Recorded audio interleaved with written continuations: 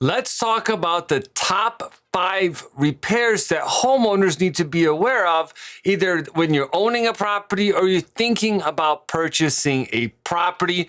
This is why we always recommend getting a home inspection so that at least a licensed home inspector can review the property and make sure there's nothing major so you don't have these crazy hiccups that come up when it comes to home ownership. And this is also part of our saving strategy and our saving budgeting month.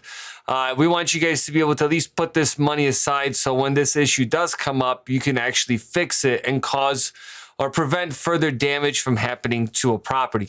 Now, the things that we're going to talk about is going to be kind of the average repair prices, and we're going to also talk about replacement costs because there's really two components to that. If you could fix something, great, or you're going to have to fully repair it, and understanding that life cycle is important to understand because that also helps you with how much money you have to save for.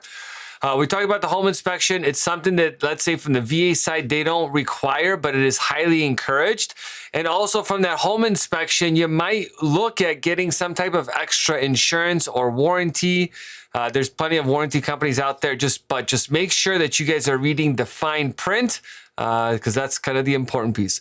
The number one thing we're going to talk about is going to be a roof replacement or repair, right? So on average, the repair cost for a roof is going to be anywhere from around $300 to $1,200, just depending on how much work needs to be completed. Now, that's just mainly patching the roof, or if there's gutters, they might be able to do like kind of a temporary fix to that. Now, when it comes to the actual replacement of a roof, it gets pretty expensive. I mean, we've seen it as low as $5,000, just depending on the size of the property, but that's really going to drive that factor.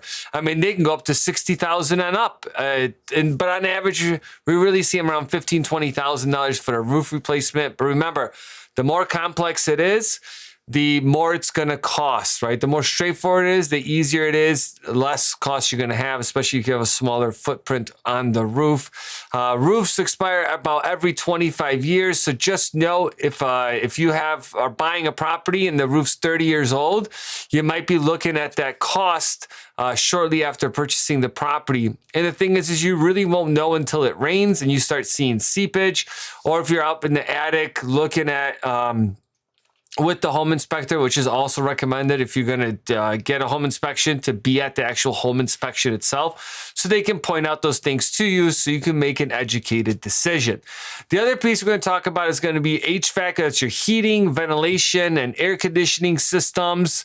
On average, you're going to, for a repair cost to something like that, it's about $150 to $450 for that cost. And then for the replacement cost, again, it really depends on the size, but anywhere from $4,500 to $10,000. It can be more, just really depends on how many air conditioners you might have. One of the things that you want to do with these things that we talk about too is like for your HVAC is make sure that you're getting it cleaned every year, right? So spending that extra $100, $150 to get the ducts clean, to get the system refreshed, it's worth it because it extends the life of your HVAC or anything else that you have. When we talk about a water heater replacement, right, that's anywhere, the repair cost is about $150 to $500 to get someone to come out.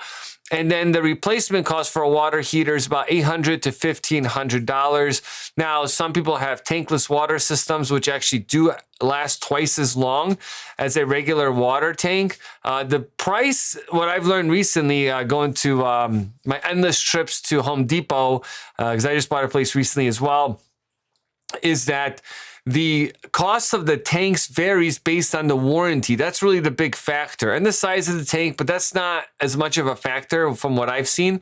It's really going to be the cost of that. Plumbing issues is something that I'm very familiar with. Again, purchasing a property recently, is that if you're getting someone to come out to look at some of like the leaks or clogs, it's maybe $150 to $350.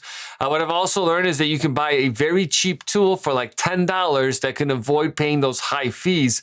I think it's important that for a lot of people, if you have the ability to do it yourself, do some research online and see if you can do some of these repairs, especially if they're really small yourself. Otherwise, again, if you're going to get somebody that's got to come in, start cutting pipes, or start redoing, let's say if there's a bathroom in the basement that's having major issues, they got to re-crack the basement to be able to put new lines in, and they have to seal that back up. So all those things are going to be factored into that.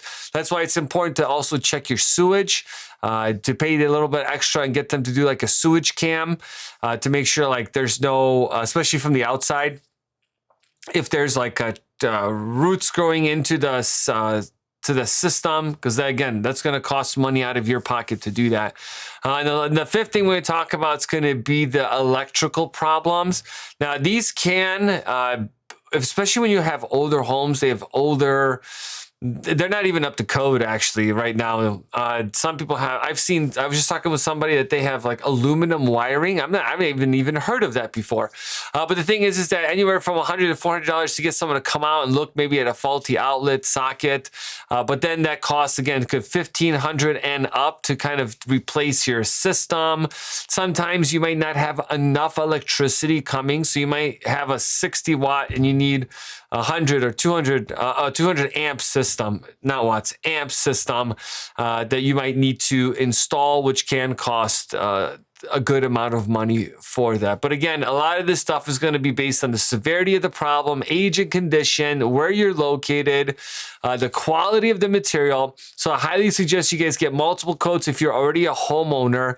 And if you're thinking about home ownership, these are things that should be on your mind, that you should be asking a home inspector going into purchasing a property. So hit the like and subscribe button, guys, and I'll talk to you guys soon.